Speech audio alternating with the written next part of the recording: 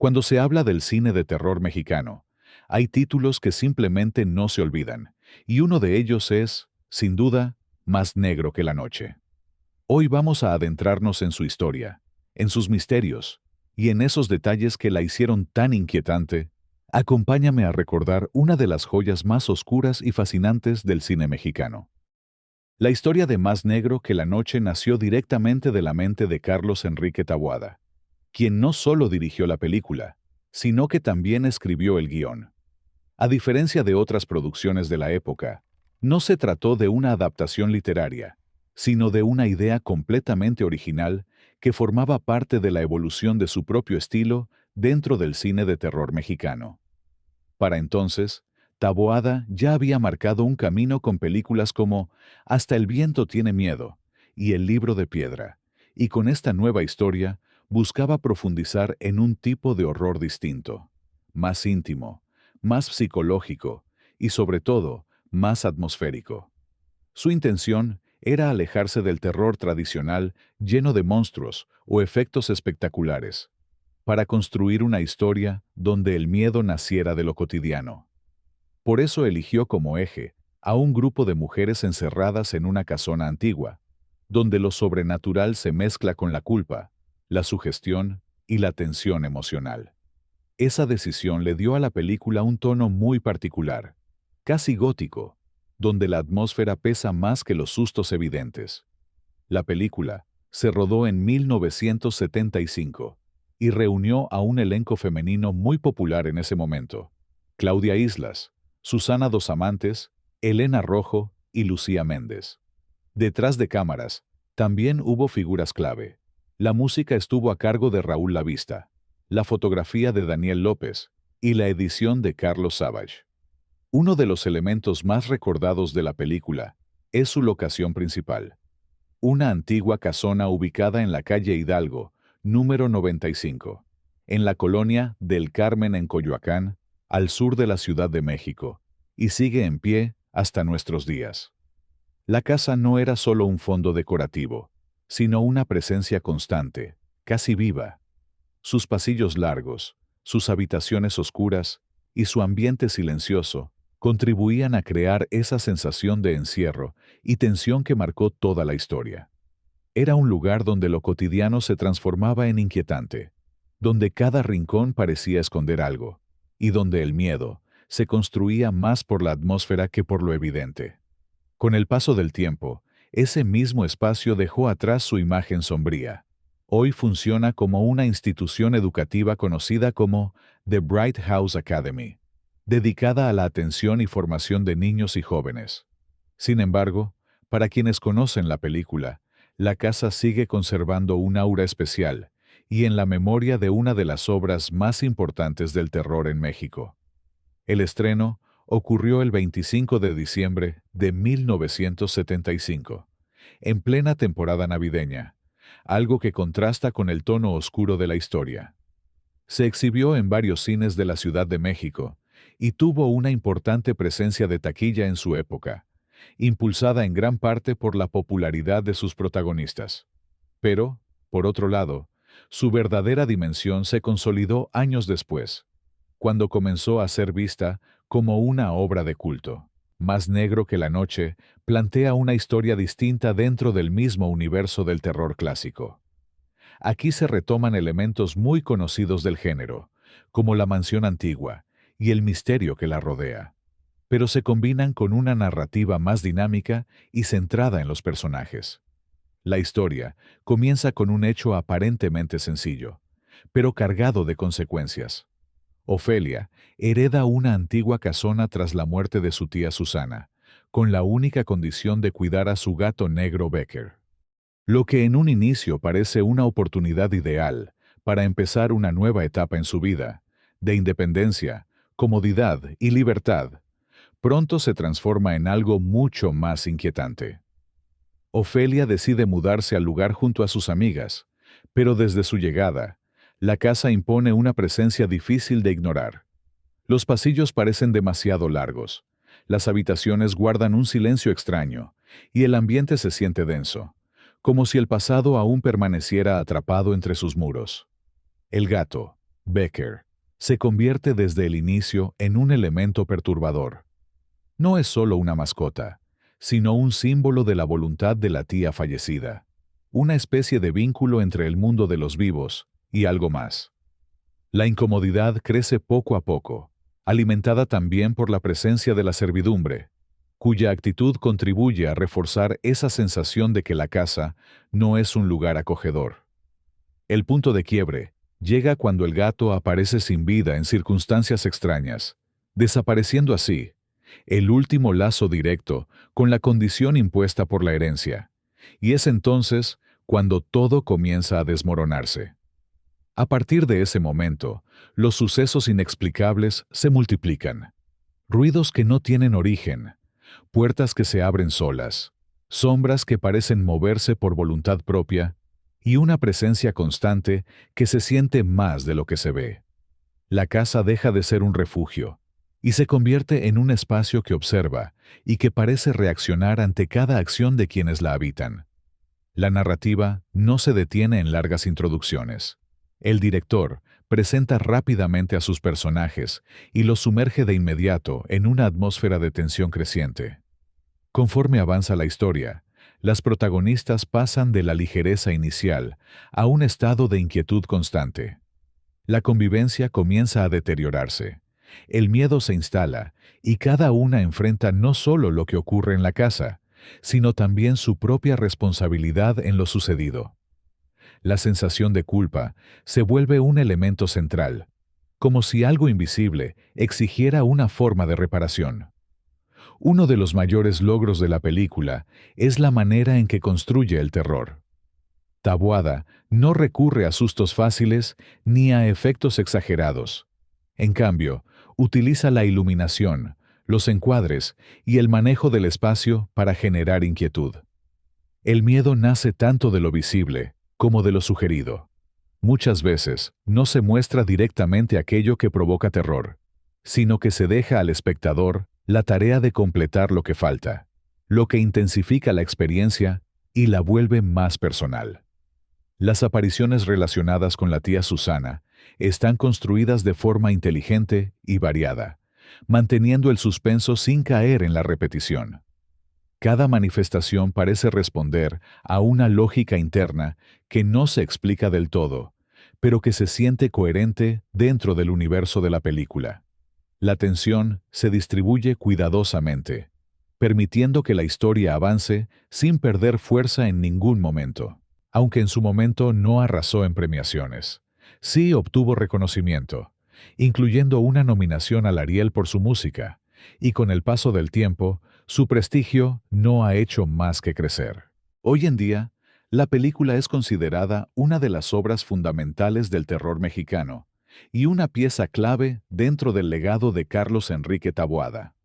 Su influencia ha sido tal que incluso décadas después, dio lugar a nuevas versiones, confirmando que su historia sigue vigente y que su capacidad para inquietar no ha desaparecido con el tiempo. Recordemos a cada uno de los actores.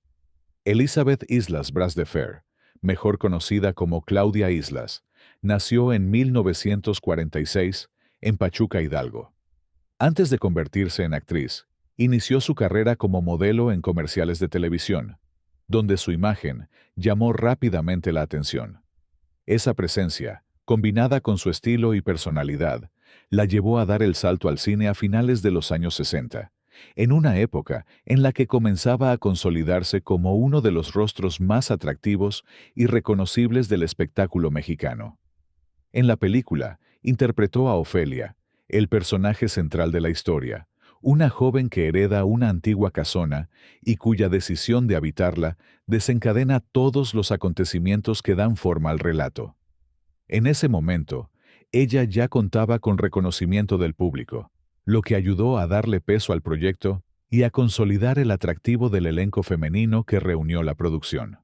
A lo largo de su trayectoria, Claudia Islas se mantuvo activa en la actuación durante varias décadas, alternando entre cine y televisión. Con el paso del tiempo decidió alejarse del medio artístico.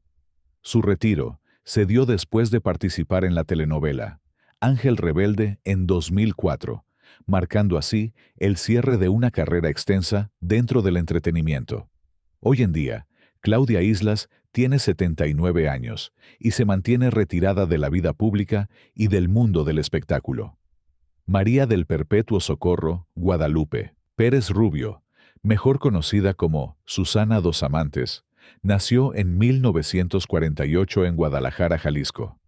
Desde muy joven mostró inclinación por el medio artístico, iniciando su carrera a finales de los años 60, primero en el cine y posteriormente en la televisión, donde con el tiempo se convertiría en una figura muy reconocida. Durante la década de los 70, su carrera tomó gran impulso.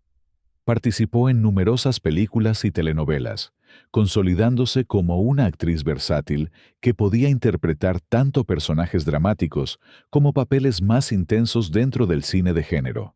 Su presencia en pantalla, combinada con su capacidad interpretativa, la convirtió en una de las actrices más activas de su generación. En la película, interpretó a Aurora, una de las amigas que acompañan a Ofelia a la casona, formando parte del grupo de jóvenes que poco a poco se ven envueltas en los acontecimientos sobrenaturales. A lo largo de su trayectoria, trabajó en una gran cantidad de producciones tanto en México como en el extranjero, destacando en telenovelas muy populares y manteniéndose vigente durante varias décadas. Además de su carrera artística, fue ampliamente conocida por ser la madre de la cantante Paulina Rubio, lo que también la mantuvo presente en el interés del público. En sus últimos años, su vida estuvo marcada por problemas de salud. En 2022 fue diagnosticada con cáncer de páncreas, enfermedad que enfrentó durante varios meses. Finalmente, falleció en 2022 en Miami, Florida, a los 74 años. Elena Rojo nació en 1944 en la Ciudad de México. Antes de dedicarse por completo a la actuación, incursionó en el modelaje, lo que le permitió abrirse paso en el mundo artístico. Su presencia elegante y su porte la llevaron rápidamente al cine a finales de los años 60. Participó en cine, teatro y televisión, consolidándose como una actriz sólida, capaz de interpretar tanto personajes dramáticos como roles más complejos. En la película, interpretó a Pilar. Su actuación aportó fuerza y credibilidad al conjunto, ayudando a construir la tensión emocional que sostiene la historia. A lo largo de su trayectoria, Elena Rojo desarrolló una carrera muy extensa, especialmente en la televisión mexicana, donde participó en numerosas telenovelas que la mantuvieron vigente durante décadas. En sus últimos años, continuó trabajando en televisión y manteniendo una vida activa dentro del espectáculo. Sin embargo, su salud comenzó a deteriorarse y finalmente falleció el 3 de febrero de 2024 en la Ciudad de México a los 79 años, a causa de cáncer. Lucía Méndez nació en 1955 en León, Guanajuato. Desde muy joven mostró interés por el mundo del espectáculo y encontró su primera gran oportunidad al participar en concursos de belleza y posteriormente integrarse a Televisa a inicios de los años 70, donde comenzó a abrirse camino como actriz. Su carrera despegó rápidamente. A mediados de esa década, ya participaba en cine y televisión, consolidándose poco a poco como una figura en ascenso. Su presencia en pantalla, su carisma y su imagen la convirtieron en una de las jóvenes promesas más visibles del momento. En la película interpretó a Marta. Su participación fue especialmente significativa porque se encontraba en una etapa temprana de su carrera, antes de convertirse en una de las grandes figuras de la televisión latinoamericana. A diferencia de otras actrices de la película, Lucía Méndez se ha mantenido activa hasta la actualidad. Con 71 años, continúa presente en el medio artístico, participando en proyectos de televisión, música y apariciones públicas. Además, mantiene una fuerte presencia mediática, siendo constantemente mencionada por su trayectoria y por su carácter dentro del mundo del espectáculo. Julián Pastor nació en 1943 en la Ciudad de México. Desde muy joven se interesó por el cine, no solo como actor, sino también como creador. Estudió en el Centro Universitario de Estudios Cinematográficos de la UNAM, lo que marcó profundamente su formación y lo llevó a desarrollar una visión más autoral dentro del medio. Su carrera inició en el cine durante la década de los 60, participando como actor en diversas producciones. Con el tiempo, amplió su trabajo hacia la dirección, convirtiéndose en una figura importante dentro del cine mexicano más independiente y reflexivo. En la película, interpretó a Pedro, uno de los pocos personajes masculinos dentro de la historia, aportando contraste dentro de un relato dominado principalmente por personajes femeninos. Su participación, aunque no central, ayudó a complementar la dinámica de la trama. A lo largo de su carrera, alternó entre la actuación y la dirección.